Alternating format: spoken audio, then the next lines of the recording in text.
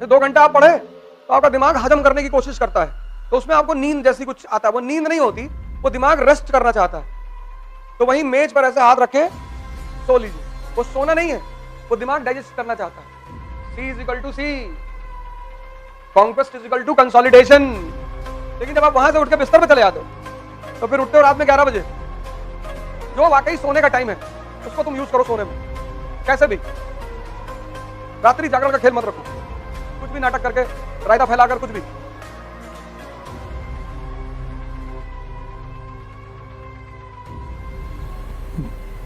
जय हिंद फ्रेंड्स।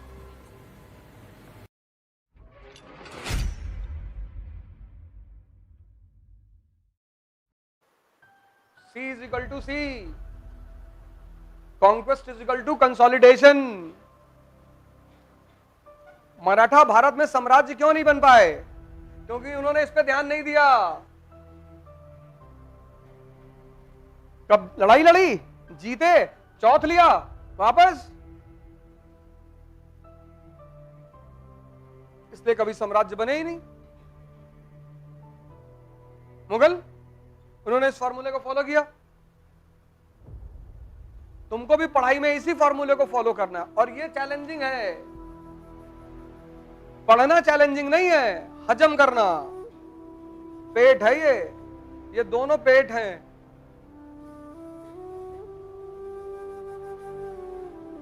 दोपहर में पढ़ना सबसे खतरनाक माना जाता है। 2.5 किलो लंच कर लिए, और पढ़ते पढ़ते एक काम जरूर करा करिए, नैप जरूर लिया करिए। कभी भी सोने के लिए आप बिस्तर पे ना जाएं। 2 घंटे आप पढ़े तो आपका दिमाग हजम करने की कोशिश करता है, तो उसमें आपको नींद जैसी कुछ आता है। वो नींद नहीं होती, वो दिमाग रेस्ट करना चाहता है। तो वहीं मेज पर ऐसे हाथ रखे सो लीजिए। वो सोना नहीं है, वो दिमाग डाइजेस्ट करना चाहता है। लेकिन जब आप वहां से उठ के बिस्तर पे चले जाते हो तो फिर उठते हो रात में 11 बजे। तो ये बहुत बड़ी बात है, जो मतलब आमतौर पर स्टूडेंटों को पता नहीं चलती कि नैप का सिद्धांत क्या है।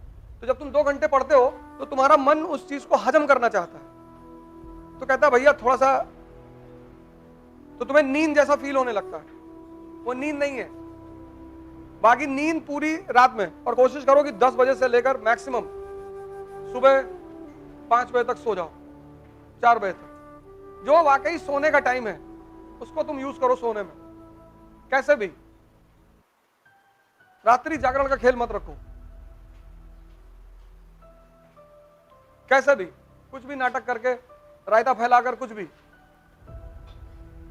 नींबू लिया है, उसमें लाल रंग भर के चाकू से काट दिए। हमारे कमरे में जो है ब्रह्म बाबा आते हैं, अगल बगल वाला कोई आएगा ही नहीं। सो आराम से।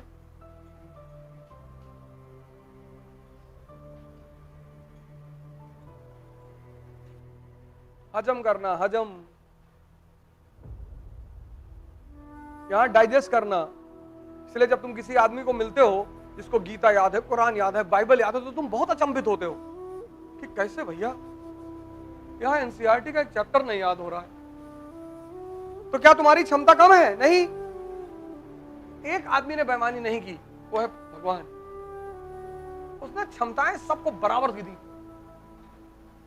उसने बुद्धि सबको दी, सद्बुद्धि बहुत कम लोगों को दी। मोती झील में 2 तरह के लोग आते हैं, एक 5 से 11, एक 11 से 5।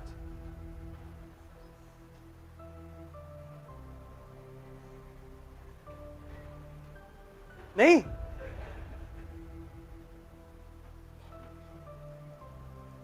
एक 5 से 11 हर आदमी भाग रहा है, दौड़ रहा है, एक्सरसाइज कर रहा है, बॉडी बना रहा है। और एक 11 से 5 वो न्यूटन वाले लोग आते हैं। वो कान में बताते रहते दूसरे को कि देखो न्यूटन का लॉ था पहला ऐसा, और body at rest will be at rest, तो धक्का उक्का देकर समझाते रहते हैं। वो पढ़ने आते हैं, वो आप ऐसा मत समझिए वो बदतमीजी करने आ रहे हैं। बहुत कंसंट्रेट होकर पढ़ाई करते हैं, पर रिजल्ट ही नहीं मिलता।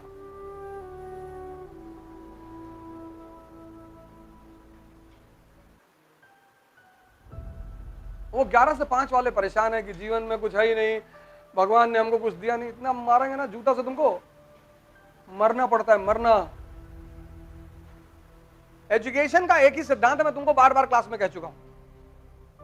एजुकेशन मतलब दिमाग को जिंदा करना।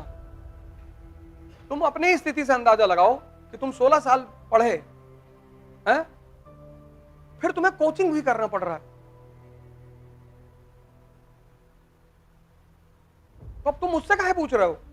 तुमको पता है कि एक जबरदस्त रिफॉर्म भारत की एजुकेशन पॉलिसी में होना चाहिए। यहां कोई बच्चा बैठा हुआ क्लास में? सब पाषाण काल के लोग हैं सब, तो एक दो बच्चे बैठे होंगे, बाकी सब स्टोन एज, प्री पैलोलिथिक वेलिथिक के हैं सब। ये बेचारे वैसे ही दुखी हो रहे हैं कि यार बताओ ये सब हम क्या पढ़े थे यार, सब मॉडर्न इंडिया पढ़ के बैठे इसमें 10 12 15 लोग। अब ये सन्नाटे में ये हम भी कुछ पढ़े थे, लेकिन ये सब तो कहीं लिखा था, तुम्हारी आंखें गुजर गई ऊपर से। वो किताब तुमसे चिल्ला रही थी कि भैया सुन लो भैया, अरे तुमने कहा बाद में सुनेंगे यार, अभी टाइम नहीं।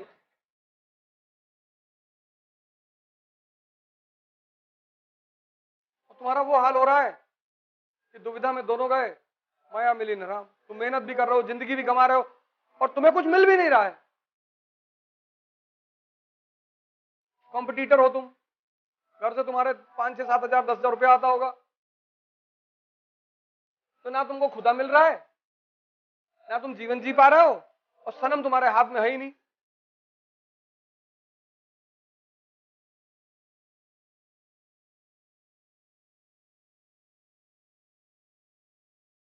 जल तो तुम बहुत रहे हो, ऐसा नहीं कि नहीं जल रहे हो, जल बहुत रहे हो, लेकिन कोयले की तरह जल रहे हो, राख बन जा रहे हो। स्कूल की एजुकेशन का मतलब क्या है? तुम्हारा दिमाग जिंदा हो जाए, तुम सोचने लगो, कनेक्ट करने लगो। ना तुम कनेक्ट करना सीख पाए, ना तुम सोचना सीख पाए, तो उस एजुकेशन का फायदा ही क्या था? और डर तुम अलग से गए, जातिवादी हो गए, ब्राह्मणों भारत छोड़ो, कल एक रैली निकली थी,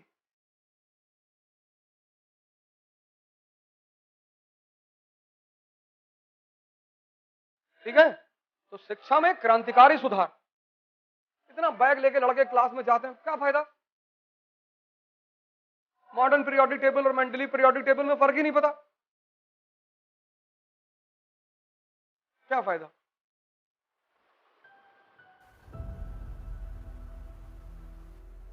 क्योंकि यहां के लड़के मेहनत करना बहुत जानते हैं, उनसे मेहनत चाहे जितनी करा लो, और डायरेक्शन पा जाए तब तो और करें, क्योंकि सब मिडिल क्लास के घर के हैं, किसान के घर के हैं, कोई बहुत रईस तो है नहीं। जब तुम स्टूडेंट को जाति के आधार पर मारते हो तो उसे दर्द होता है, लेकिन जब तुम उसे मारते हो क्योंकि तुम उसका भविष्य बनाना चाहते हो तो उसे दर्द नहीं होता। तुम अपने पिता लोगों से पूछो, माता से पूछो, कभी उन्होंने किसी टीचर की बुराई की? क्योंकि वो इसलिए मारते थे क्योंकि आपका भविष्य अच्छा चाहते थे, वो इसलिए नहीं मारते थे कि तुम अलग जाति के हो, अलग धर्म के हो।